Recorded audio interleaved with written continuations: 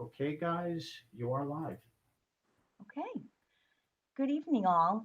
On behalf of the Pelham Council of PTAs, I would like to welcome you to the 2020 Board of Education Candidates Forum, and thank you very much for coming.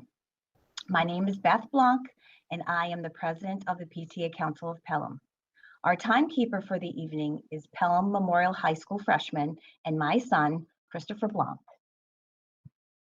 The incumbent candidates for the two open positions on the Board of Education are current Board of Ed Vice President Sue Bertone Childs and current Board of Ed President Jessica D. Domenico. Here's the format for the evening.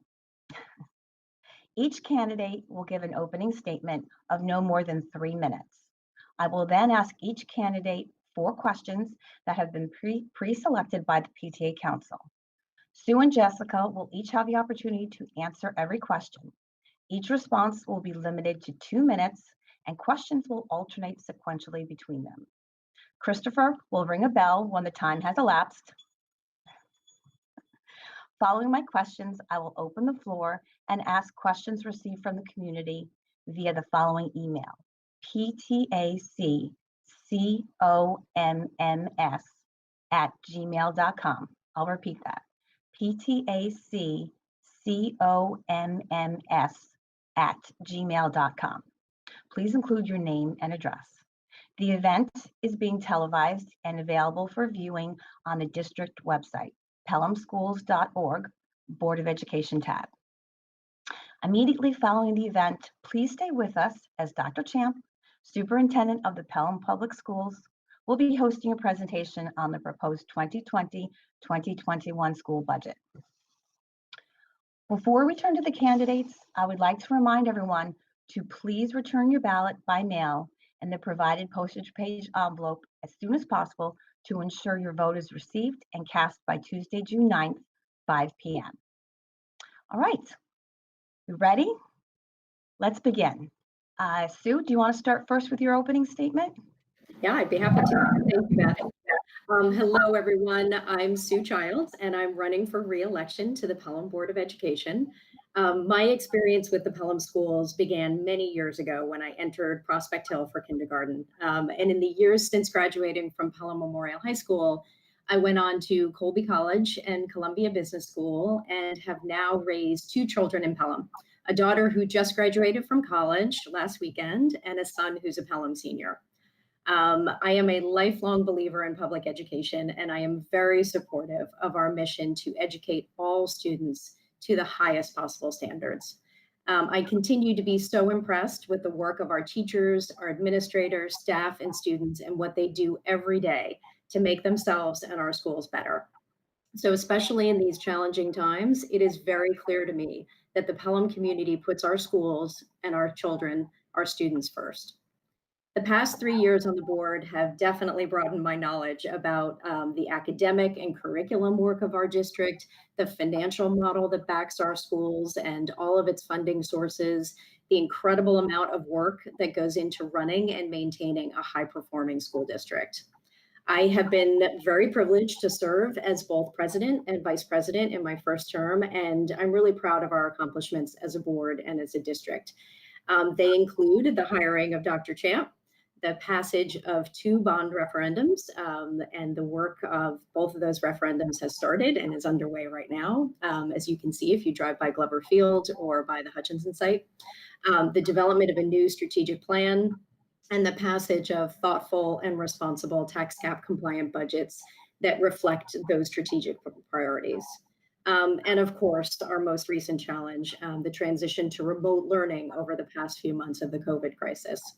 So overall, I believe I'm a strong candidate for re-election because of all of this prior experience in what has proven to be very exciting and challenging times.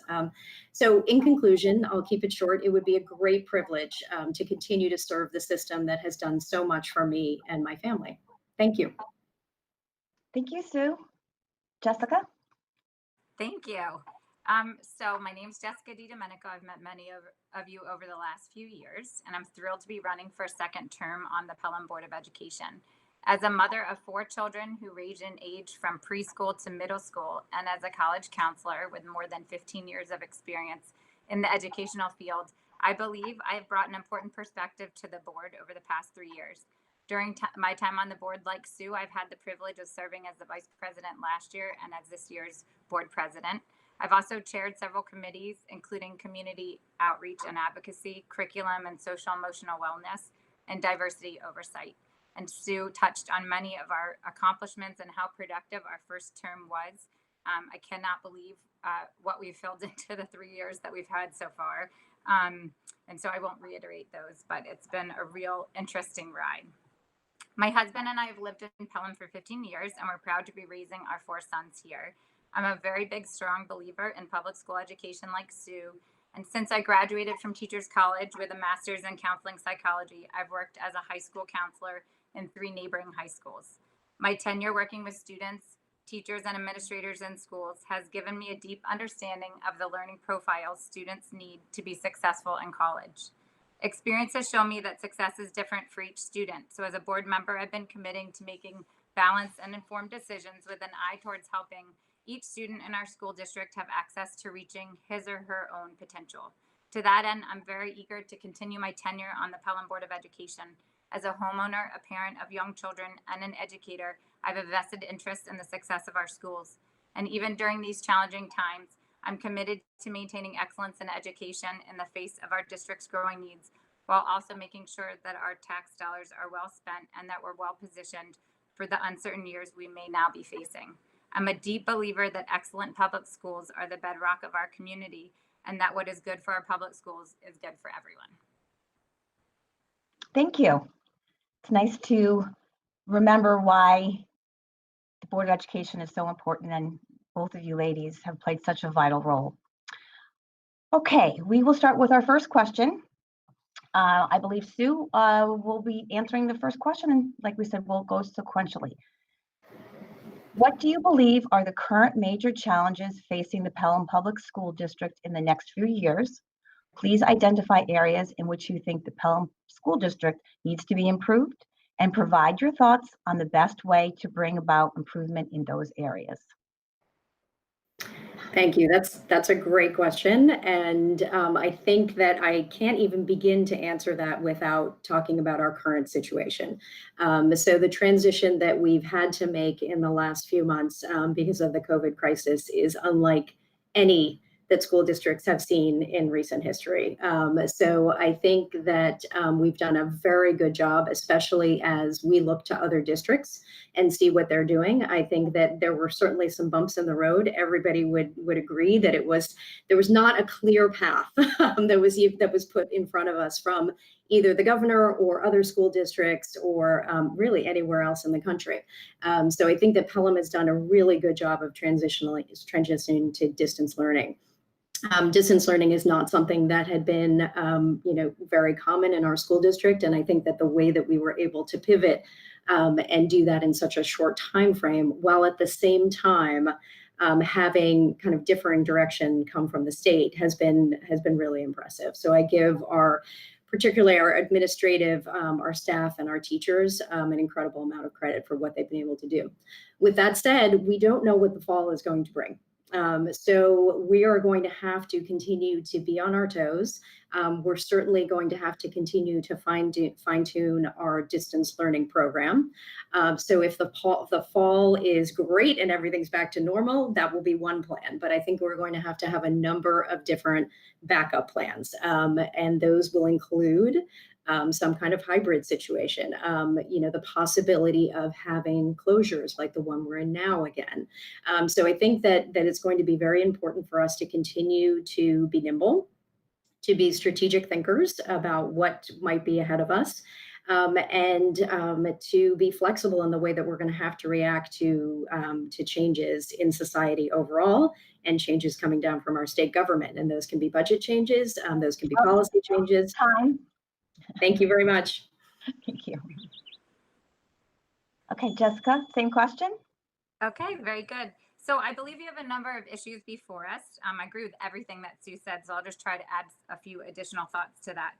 First and foremost, and I wouldn't call this a problem, as you know, we're in the process of hiring new administrators. We've been doing that over the last few months, and so I believe that as partners of the district, it's going to be our job to help them become acclimated to Pelham, to the culture of their schools, and to support them in this transition. And of course, this transition is going to be exponentially a little bit more challenging given the unknowns of next school year, as Sue touched on. And so, of course, the other issue is these unknowns. And as we wait guidance, I agree, we need to be prepared for a lot of different scenarios. I imagine this is going to be a very busy summer. I also believe, while imperfect, that the distance learning plan that we offered was very strong given the circumstances, and that our teachers were a great part of us in this process. However, should distance learning carry over to any point in the fall or any part of next school year, I really believe that we are going to be challenged to improve our distance learning model so it's more long-term and sustainable. I also think that whenever our students re-enter school, we're going to be challenged to support them socially and emotionally. They've been out of school for a long time. It's going to be difficult for students and teachers. And so I think we're really going to be challenged to have the necessary resources on hand in order to support students. And along those lines, also support them academically and to have resources in place so that we can be reviewing and reteaching and reemphasizing certain concepts and knowing where the gaps are for students. We're going to talk more about the budget, I believe, in a little while. But from a budget perspective, I think that we're challenged to plan for a school year that we don't have clarity on. While I understand the instinct is to cut because of the economic impact that this pandemic's had, we may not be prepared for this coming school year or for years to come if we have to cut. Returning to school, as Sue said, will likely not look exactly the same as it did when we shut down in March, and it may come with additional costs to the school district. We don't yet know what those costs are going to be. So I think we need to be well positioned to support a budget with a lot of uncertainty. Thank you. All right, Jessica, you should probably just stay on. I'll read the next question. Okay. All right. Speaking about the budget, what are your thoughts on the Pelham Union Free School District budget this year? And can you elaborate? Are there areas of the budget that you feel that could be decreased? Are there areas you feel that should be increased? Sure. So as people have heard me say, the budget is something that takes district administrators several months to develop. It seems schools just started and they're dodging in and out of planning meetings for the budget. And while the pandemic wasn't in the viewfinder of our team when they were first developing this budget, the fact that we had debt service related to the bond coming on, as well as building aid from the state rolling off was. And so with 2 administrative and 9 teaching retirements, the focus of this budget was very much to maintain program and class sizes and support our curriculum, but also reallocating staff appropriately. And as I know you've heard Dr. Champ say, this budget does not expand academic programs as our past budgets have. So instead, we've been able to reallocate our resources so that we can have an intervention teacher at each of the elementary schools, which I believe will be even more essential when our students do return to school. And of course, a K-5 technology teacher who will help build digital citizenship skills, which we've talked about for the last several years, and support the authentic learning focus of our strategic plan. So then we pivoted, as Sue's used that word, when we found out that state funding was going to be cut. So we were forced to close budget gaps between what we first proposed and then what we learned we were going to be facing by eliminating rent for administrative offices and reducing teacher overages, along with a number of other things. And I think these are wise reductions. However, I really hope we're not in a position where we have to cut further. I'm really proud of the budget that we are putting before the public. I think we don't want to be in a position where we can't support the type of education that our students are known for, that our district's known for, and that we're all expecting. Despite the decrease in debt service and decreases in building and now state aid, we're able to use a responsible amount of reserves to bring the tax levy increase to 3.15%, which is even a fraction lower than last year. Okay. I'll let Sue take it from there. I know she has a lot to add. Thank you. So much to say about the budget. Thanks. Yeah, thank you. I think Jess covered a lot of it. I think that it's really important to remember how complicated the situation became this year, right in the middle of budget season. So, we had no sooner kind of come to an overall budget conclusion when we had to quickly change gears, because it became very clear that certain funding sources were not going to be funded at the same level. So I think we need to expect more of that. I agree with Jess that the budget was very well constructed this year. I'm supportive of it. I understand what the administration had to do in cutting $700,000 out. We are very strategically using reserves, and we are using reserves next year. You know, we're hitting our debt service reserve. We're hitting a couple of other retirement reserves. So we are using the funds that we have, while at the same time, we're getting ready for a 2021 and beyond school year that can look a lot different than the one we're in now. Because if state revenues are down as significantly as we think they're going to be, we're going to have some tough years ahead. So we're going to need to make sure that we've got enough saved for that rainy day that may be coming.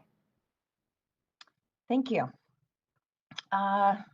We left off, Jessica asked last one, so Sue, stay on. Okay. Question number 3. How, in your opinion, do you think the strategic plan has come along since its inception? And what, if any, do you think have or will be some of the more challenging parts of the strategic plan to implement? It's a very good question. I think that the strategic plan has come along quite well from its development. And I think that one of the most impressive things about it was the way that it was developed. So we did use an outside consultant who came in and acted as a moderator, but almost every group I can think of in Pelham was touched on, was spoken to, had a chance to give input. And so I think that the pillars that we came out of it with are absolutely the same pillars that are relevant today, despite what our current situation is. But it does mean that the execution of that strategic plan may look a little different. So one of the challenges that I see, just touched on this before a little bit, was talking about the whole child, you know, and how important kind of the emotional health of our children is going to be after this semester, after the summer, and coming into the fall, you know. And so I think that the team is going to have to do a lot of thinking about how to best address the needs of students in K-12. And I think that all students are going to have needs and are going to have maybe some challenges transitioning back to whatever model we have in the fall. So in my opinion, that's one that we'll have to look at closely, because being distant has made that kind of connection making in our school buildings that much harder. So it's still being done. It's being done. You know, I see it online with my son. I'm sure that people on the call see it, you know, across the school system. But it just makes it harder for those kind of regular connections and interpersonal connections to be made in our buildings. Thank you, Sue. Jess? Thanks. So I couldn't, ooh, echoing for some reason. Do you guys hear that? Okay. I couldn't agree more, Sue. I'll add a few more thoughts. So when I think about many of the losses, and there have been many and the impacts of the last few months, one thing that I often think about is the momentum that was lost of all the good work of this year. And I really think a lot about our strategic plan. You know, as you might remember, we spent so much of the fall on these work sessions where we really took a deep dive on each of the focus areas. And all of the updates from our administrators have proven that the work is really beginning to happen in a real way. And so, you know, when I think about that, there's a little bit of a heartache, because I feel like in some ways our strategic plan has been put a touch on pause just because of this new distance learning model. I am really proud in the way that the new strategic plan builds healthy bridges between the successes of the previous plan and our new direction. When I think before pre-pandemic, I think one of the most challenging parts of the strategic plan is the issue of the focus of cultural competency.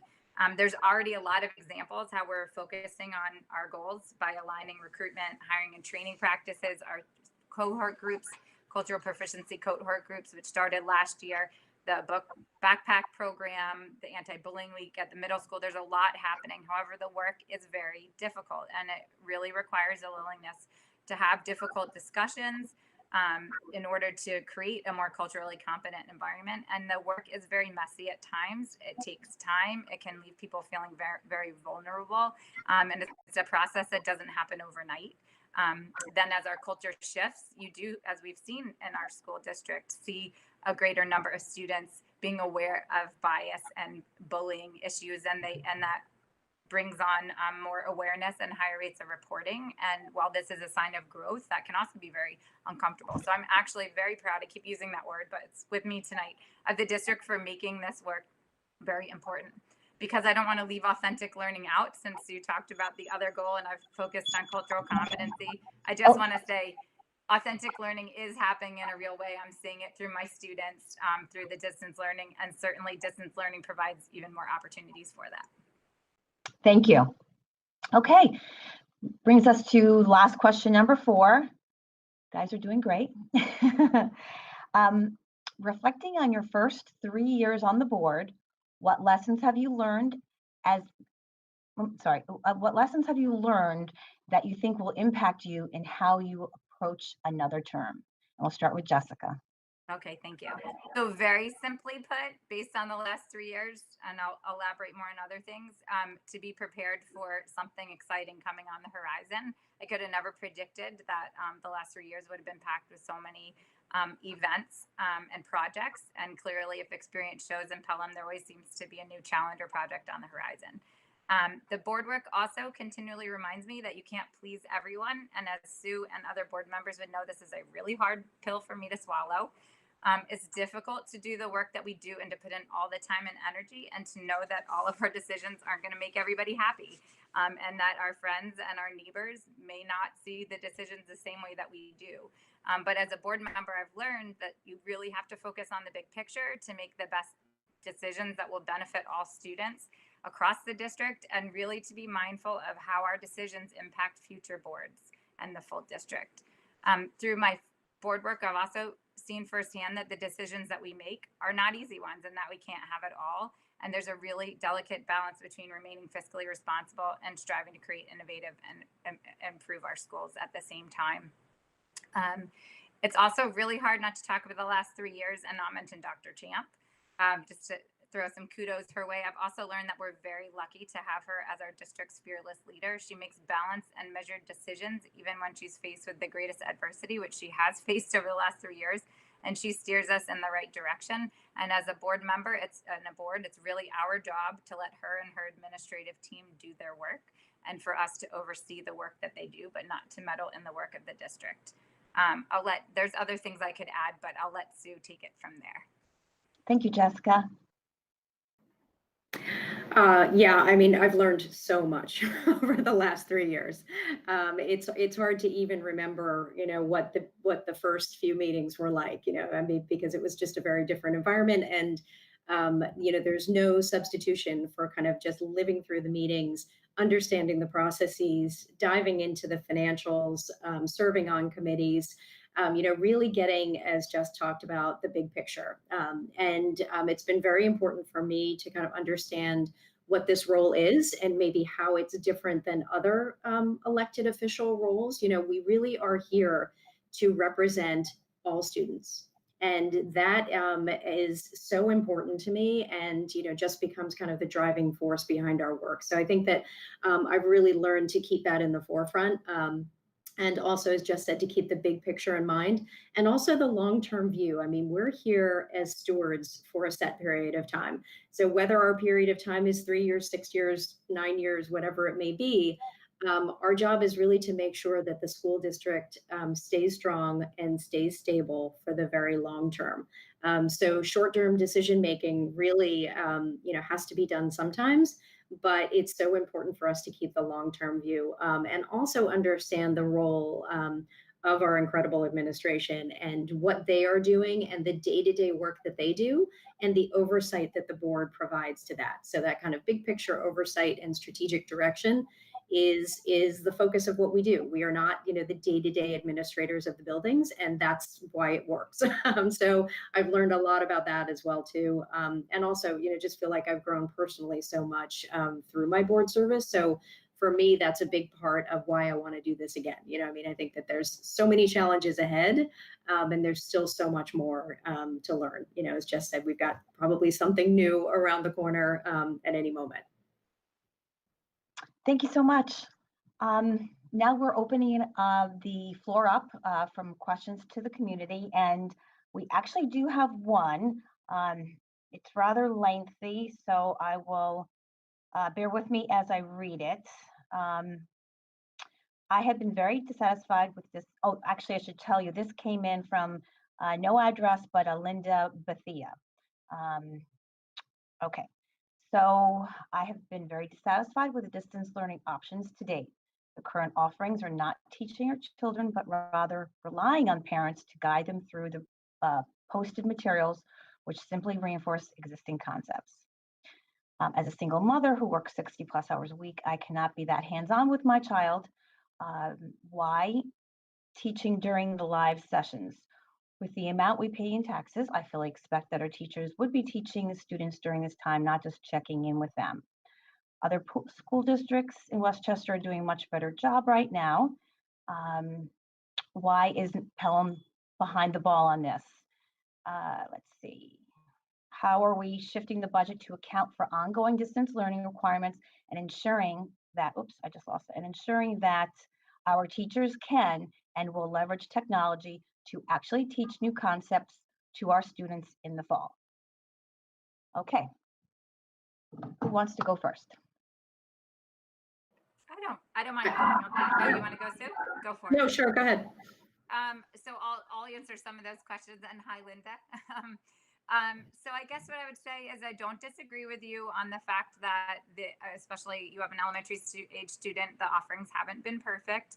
As I said earlier, I think that Pelham has offered, given the circumstances, something that's pretty incredible, while frustrating to implement, especially to elementary age students. And I've sat in on a lot of calls with board presidents across the region, and I can tell you that while our plan is not perfect, it's at least what others have offered, if not better. There are school districts where teachers don't have any live instruction, or they're only appearing twice a week.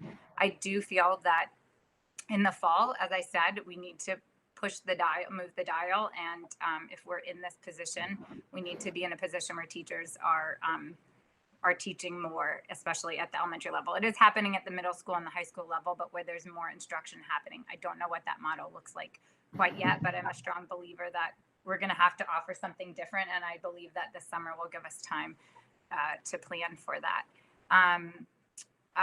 In terms of resources that we'll need next year, as I said earlier, I don't believe in cutting any of the budget in anticipation that we will be in this model next year, because I do believe that at some point in time, I don't know when, at the beginning of the year or later in the year, we are going to have students in our buildings. And I think having students in our buildings will come with a much greater cost that we can't yet anticipate. So maybe there's a portion of the year that our current budget sort of over budgets for, but I think that there's possibly an era of time when our students will be in our buildings where our current budget that we're proposing is under budgeting. So I don't know if I tackled all those questions, but I do believe more live instruction, particularly at the elementary level, will move the dial quite a bit. Thank you, Jessica. Sue? Yeah, thank you. Linda, I hear what you're saying, and I think that Jess is right. The biggest lift in all of this has been at the elementary level. Because prior to this situation, our elementary schools didn't rely on Google Classroom in the same way that our middle school and high school did. So getting that entire population up and running on that platform was significant. And it definitely was not without bumps in the road. And I think you touch on an important point, which is that there is going to have to be really clear, productive teaching happening at all grade levels in the fall. And we have to be prepared for, as I said earlier, every scenario. So a fully online scenario, a hybrid scenario, the in-person scenario that changes quickly. So I do think that our administrative team is well aware of all of this. They have taken all of the feedback. We have seen all the emails that have come in. We understand what particularly elementary parents are saying. They're processing all of that, and they're trying to figure out ways to make it better. And I do think that the summer is going to be an important time for that. We do also have the privilege of talking to a lot of other districts. And I know that while it may seem that other districts are doing a lot more than we are, they are struggling as well. Again, particularly at the elementary level. So I don't think there's any district that has completely figured this out yet, but we're learning from each other as well, too, particularly in Lower Westchester. There's really good sharing of information. Districts like Pelham and Larchmont and Mamaroneck and Bronxville and Rye and Scarsdale are really trying to get their best practices out there. And I know that our administrative team is taking all of that information in, trying to process it, plan, get it out to teachers, and develop phase 2 of what we're in right now. Thank you. I'm just checking. There are no other email questions for either of you. So at this point, I wanted to thank both Jessica and Sue, and thank you all for attending this virtual event. Again, please remember that Dr. Champ will now have a budget talk presentation. There's no need to leave this URL. Should you have any questions, please use that same email address, ptacomms@gmail.com, and she will address them. Thank you both. Have a nice evening. Thank you, Beth. Thank you. Thanks so much, Beth, and thank you, Sue and Jessica. I'm really happy to be here tonight and to share just a brief overview of information. This is similar information to what we've shared at PTA meetings throughout last week. And I'm just happy to share that tonight. And I'm going to do my best to shift to presenting my screen. And hopefully we will. All right, my hope is that you see a PowerPoint slideshow. Okay.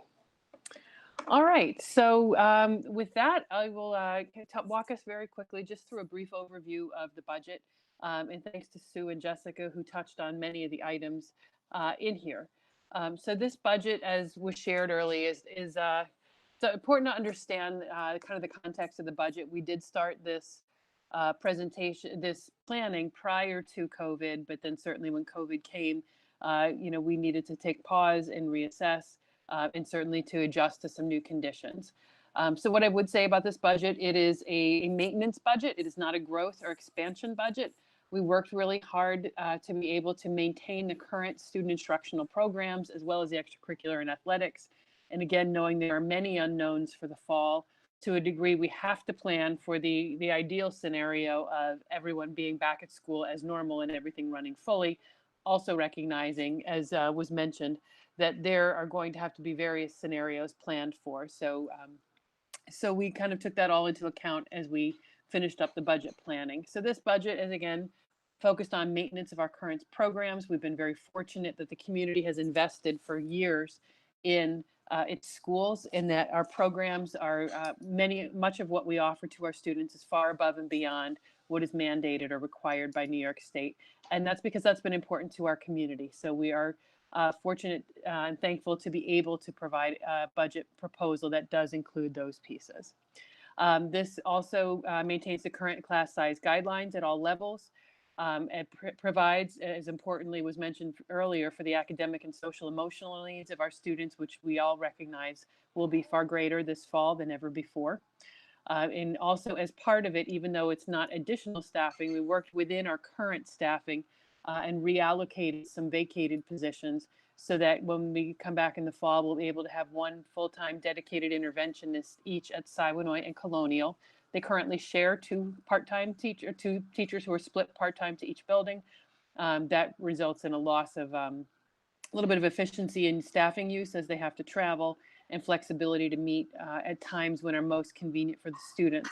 So by providing this dedicated interventionist, as we have at Hutchinson and Prospect Hill, we believe we're going to be able to continue to strengthen our MTSS supports, multi-tiered systems of supports, and continue to provide interventions at the times where students are most able to access them. And additionally, we're repurposing another vacated position to create an elementary technology teacher. We do recognize, again, with the shift to distance learning, that there were some bumps in the road and there's room for improvement. And so in order to help support both our students and our teachers as we move forward, we think this will be a crucial position. It will be one person to work and to serve students across all 4 elementary schools beginning in the fall. The total appropriations within the budget are $76,700,000, which represents a budget-to-budget increase of 2.36%.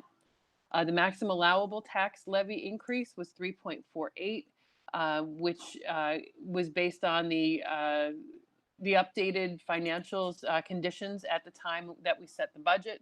That was slightly above where we were back in February based on our initial budget proposal. Obviously, COVID came onto the scene and shifted numerous financial factors. So at the time, 3.15 was the projected increase based on our initial budget proposal back in February.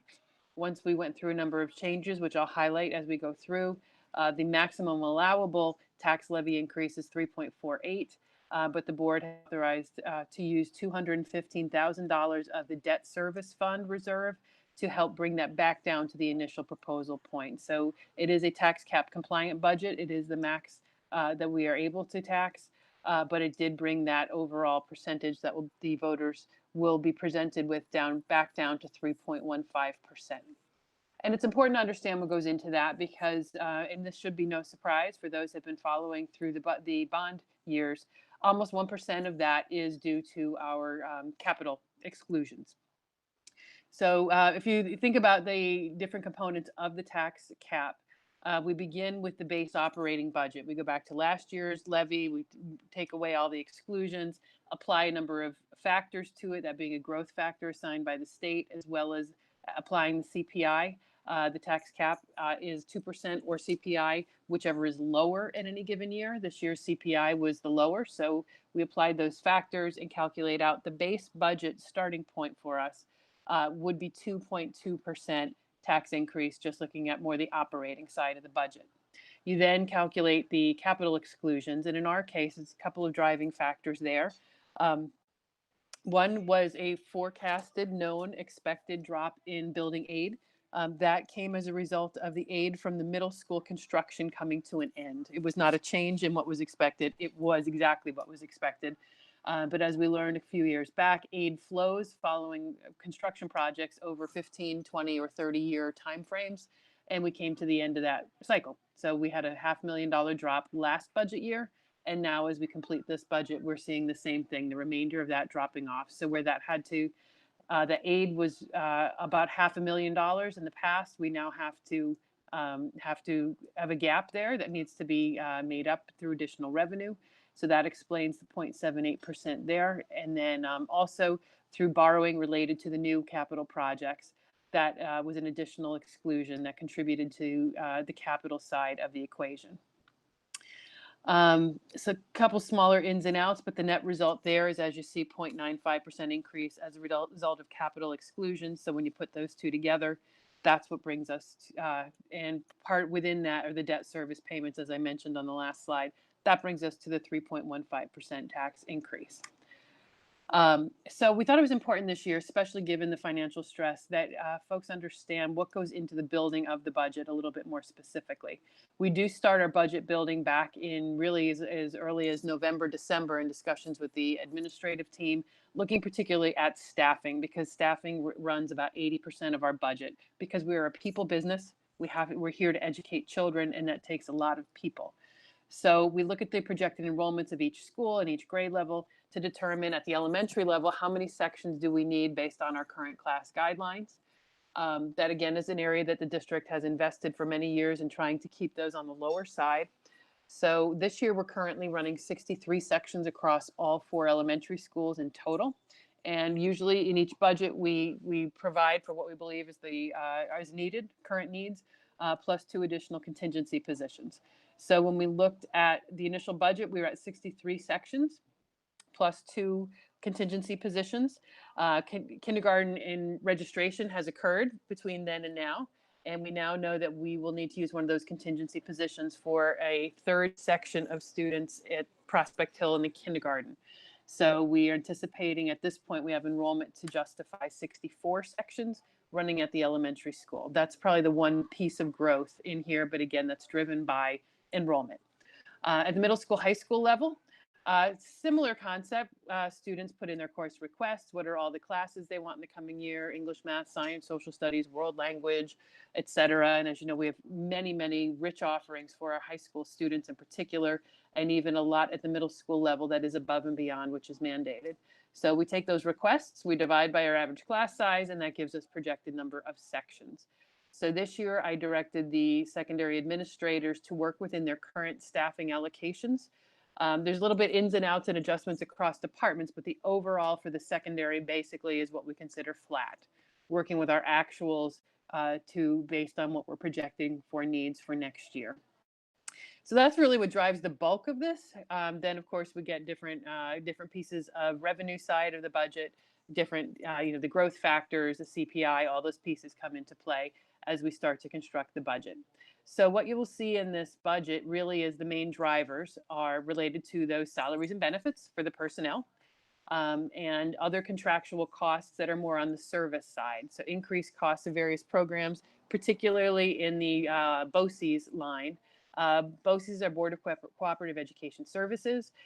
There's a lot of strategy to using them because they also become a revenue source for us. What we spend through contracting for their services in any given year, on average, we get about 50% of that back the following year as a revenue source. It's an expense-driven aid, and we'll talk more about that as we get further into the presentation. So you will see increases in BOCES services. Some of that is shifting other contractual services into BOCES so that we can capture that aid flow in the coming year. Also, we budget based on student need. So if there are particular programs that BOCES runs that we don't have in districts, such as special education programs or career technical programs, we also would then plan appropriately. That explains part of the increase in BOCES, as well as increasing transportation aid, transportation costs. I know we're a walking district, but many people do not realize that we have an obligation to bus private school students as well as any special education students needing transportation to services. So we do contract a large portion of that through BOCES, again, to capitalize on transportation aid, and to partner with a consortium, the BEPT consortium, Bronxville, Eastchester, Pelham, and Tuckahoe. So that really is the big drivers you will see in costs come from really those two main areas. And then again, as I said before, the capital costs related to the prior construction and current construction. So what does the back of the envelope look like from that? When you look at contractual salary and benefits increases, that totals at about $1.4 million. And then when you add to that the BOCES programmatic costs of another 365, that's about 1.7, a little over $1.7 million of the increase related to those two categories. And then the state aid drop off from the end of the middle school was a negative of about $500,000. You put all that together, that brings us to the $2.2 million initial dollar-to-dollar increase. That brings us to the 3.48% tax increase. With the application of $215,000 from the debt service fund, that covers the 0.2, and that brings us back down to the budget that is being put out to the voters, the 3.15% tax increase, or in essence, an increase dollar to dollar of approximately $2 million. So here it is a little bit more detail. As I said before, salaries and employee benefits range just about almost 80%. You follow that across, you see $370,000 on the salary line. That's actually a lot smaller, I think, than a lot of folks would expect. We do have the benefit this year of the financial benefit. It's a bittersweet loss on the expertise and the personal side, but it is financially beneficial in that we had 9 teacher retirements and 2 administrator retirements this year. And when folks retire out of the system, they usually are at the high end of the pay scale, and then replacements generally come in much lower. So we're fortunate there to see some savings that helped us to stay within the tax compliant budget. Employee benefits, you see there's expected contractual increases, contingencies for collective bargaining agreements, and health insurance increases that are anticipated to come in the new year. And there's some in the new budget year, and certainly some anticipated fluctuation as a result of the economy. Moving down into contractual and BOCES services, that's what I spoke to before. There's a decrease on contractual, but then an increase in BOCES. So again, some of that was a result of shifting or just reduced costs of contracts to support. And these are services. It could be anything from copiers to outside consultants for professional development. It could be a variety of things that are just contractual service providers. So some of that shifted into BOCES, which is part of the increased costs. We have more students accessing our career and technical programs at BOCES. Again, budgeting for student special education placements and transportation costs all factor into that increase. Also in here, you do see some increases in 2 other lines, which is really more of an accounting function, and that's interfund transfer of both debt service and special aid funds. We do have to represent on both the inflow and the outflow sides any use of reserves. And again, Sue mentioned that in her conversation earlier. So there is a number of reserve funds that are being applied to assist with this budget to keep a balanced budget in there. And we will see those when we get to the expense side a little bit more clearly, but this is the kind of the corresponding side. All other categories, as you see, are down slightly overall. So the bottom line of increase is 1.77 million, and that's where we get our 2.36 budget to budget increase. Here's one look at it just graphically. As it should be, significant bulk of our funds go to the instructional program. Administrative costs, we're required to keep that under 10%, and that is currently at 9%. So that's anything administrative, as far as administrators, running of the district, the legal costs, anything of that nature. Capital costs represent anything that are capital expenditures, debt payments, as well as facilities, grounds, staffing in that area. So the bulk, again, of our work is the instruction. That's the core of our school district. So that's where we put our resources. Another way to look at it, just a different breakdown. This one is by function code. And again, the significant portion, almost 60%, goes to support instruction. So anything that supports the instructional program, resources, software, books, as well as the staff. General support, again, you've got your clericals, your head custodians, your secretary to the principal, you've got your administrators. All those folks would be captured in that purple slot. And then the benefits for all those folks are captured in the yellow. Interfund transfer is there again, just to represent that's the inflow and outflow of resources on the expenditure side. And it's interesting of note, I thought that the pupil transportation was big enough slice to make the pie. And again, that does go to busing for private school students, special education, as well as athletics. That is an additional piece of transportation. And before COVID, the economy was very good and the supply of drivers was down, the demand was up. So that was for not just us, but the entire state and the entire country seeing some significant shifts in transportation costs over the last few years. When we turn to the revenue side, you can see this is no surprise to anyone watching. Property taxes do provide the bulk of our revenues. We do not have a large commercial base, so just over 85% of our taxes, of our revenues do come from our taxpayers. And if you follow that across, you see the $2 million increase I mentioned earlier, which is what represents the 3.15% tax increase that is being presented to voters. For state aid, we do not receive a large percentage of our revenue from state aid, but it's still certainly a significant amount. You see totaling over $7 million. So there's a little bit of story behind this. As I mentioned earlier, there is a $500,000 anticipated, expected, known drop in building aid from the end of the middle school project. But there's more to the story there. When the first budget proposal, when we presented that to the board back in February, we used the initial aid runs provided by the governor's office, and that represented about a 0.25% increase in foundation aid, as well as some additional increases in expense-driven aid. So the foundation aid is distributed across the state. It's supposed to take into a variety of factors related to enrollment, demographics, wealth, et cetera, for each community. And then there's about 10 to 11 categories of expense-driven aids, and I've mentioned some of those tonight already. BOCES, transportation, textbook, hardware, software. So what we spend in 1 year, there's generally a formula to calculate the expected return. So our initial proposal from the governor back in January had a slight, it's 0.25 increase in foundation aid, overall increase of just over, just the 6.72%. Excuse me, it was just over 6% overall. Fast forward to March, COVID hit, and then the governor pulled back that aid increase and told districts that we would be capped at our current level of aid. So as Sue mentioned earlier, we had about $650,000 to $700,000 worth of aid that we now had to cut from that initial budget proposal. So the budget you're looking at tonight does represent a budget with that amount already taken out of it. We were able to do that without having to cut into program, thankfully. But the story doesn't quite end there either. The governor has established 3 measurement periods, at which time they'll look at, the Department of Budget will look to see where the state's revenues are relative to what was forecasted.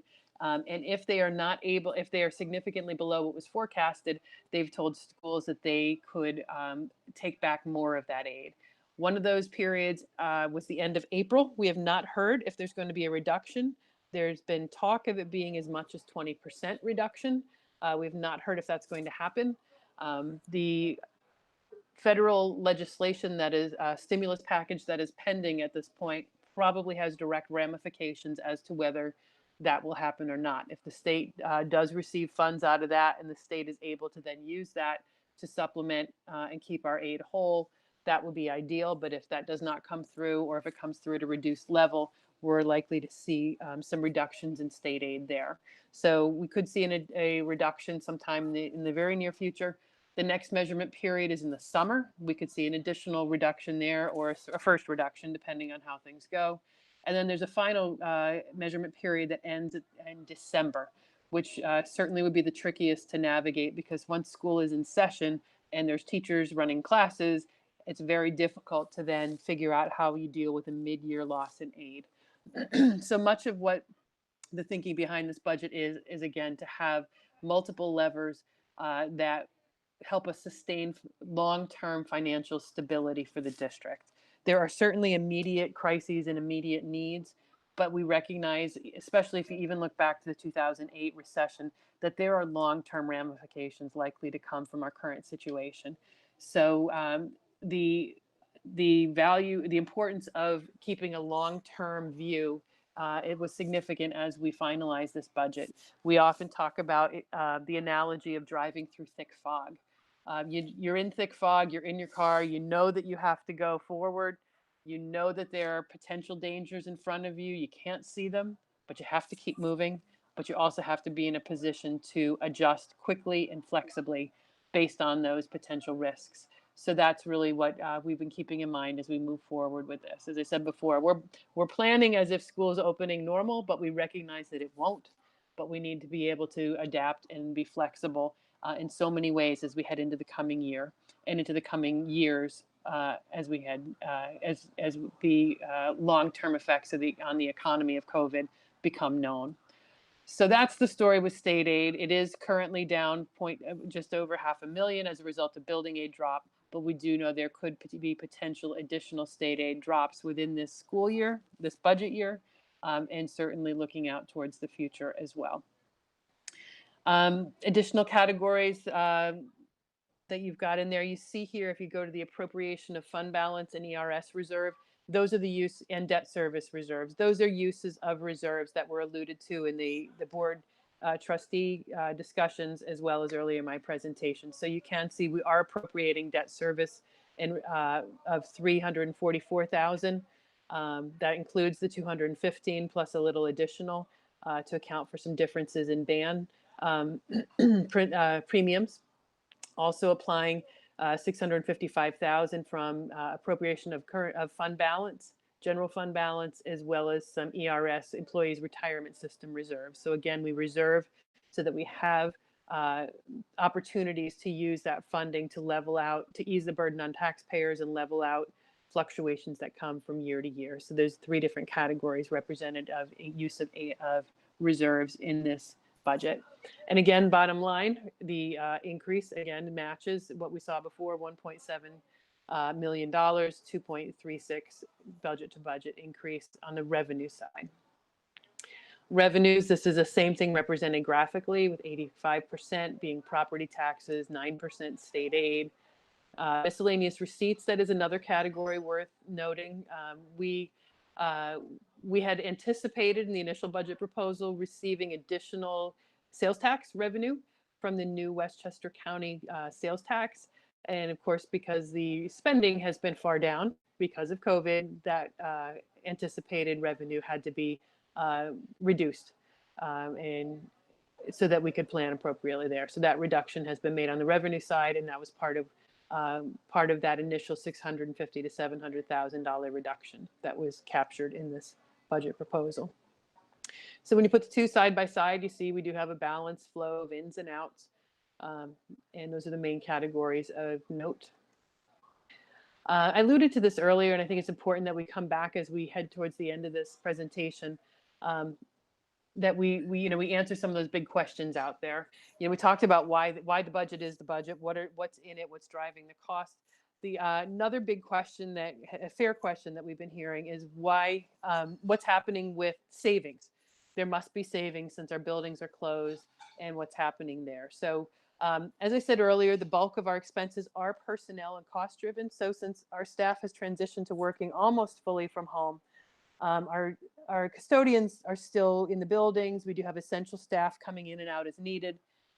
But the bulk of everyone else has continued to work full time from home. So those personnel costs still certainly are in place.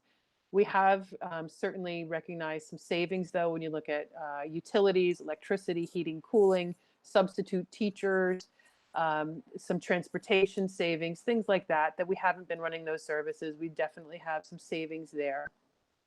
So really, it's two places that we're looking to repurpose those savings from this year. And part of that would be to pre-purchase textbooks, furniture, equipment, and do some maintenance projects, that all of which would have been planned into next year's budget. So that does allow us to get a little bit ahead and use our savings to get ahead and prepare for next year so that we can reduce those costs in the coming budget that's going out to the voters. One good example of a maintenance project, we're going to be touching up the current Glover Field and track. It'll be a deep clean of the turf and a repaint of the track so that we can get a few more years out of it before we have to do a full resurface, which would be nice as we hopefully open Glover sometime in the next month or so, once we're able, in partnership with our municipal officials. But we're looking to dress that up so the whole complex will have a nice up-to-date touch and get a few more years again out of that track before we have to resurface it.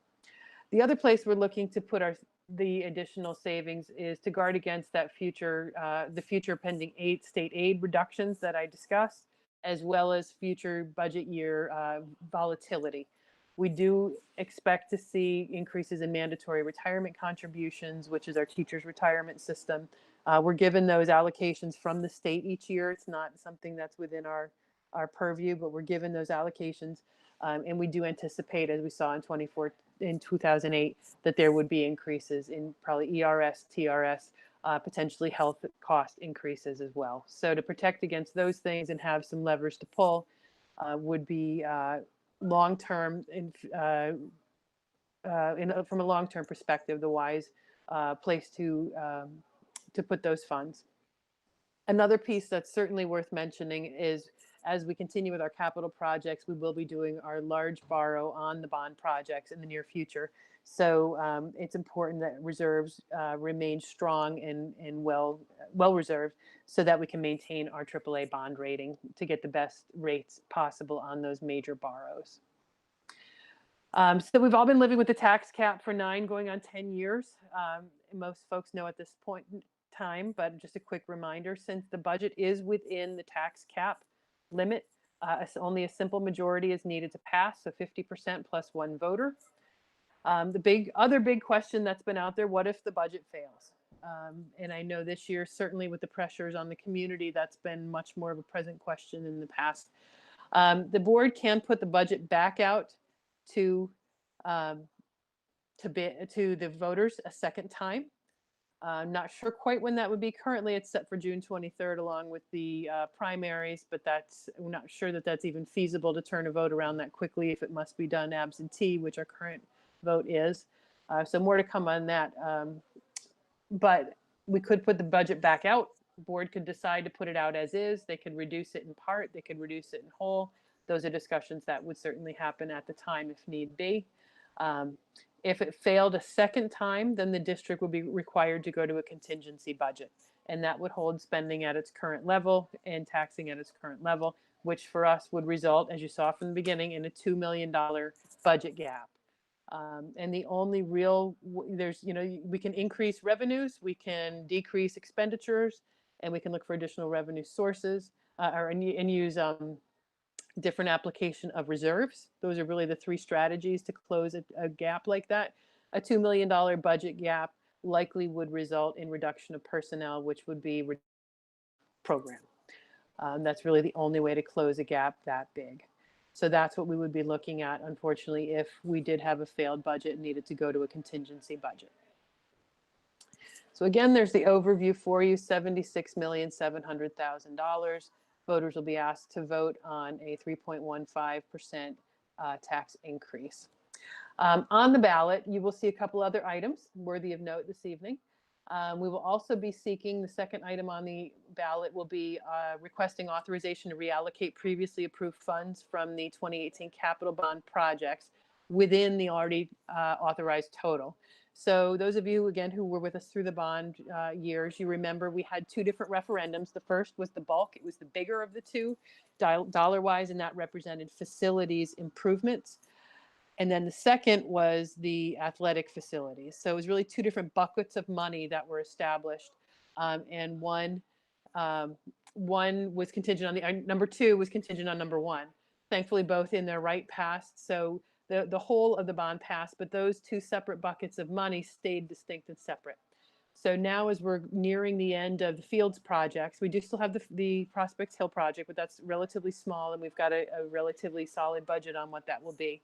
As we're nearing the end of the major Fields projects, we believe that there will be some savings there, and those projects will come in slightly under budget. So that proposition is requesting authorization to move the unspent funds from that bucket into the facilities bucket, so that we would have more flexibility as we work to finish planning, budgeting, and building the bigger part of the project.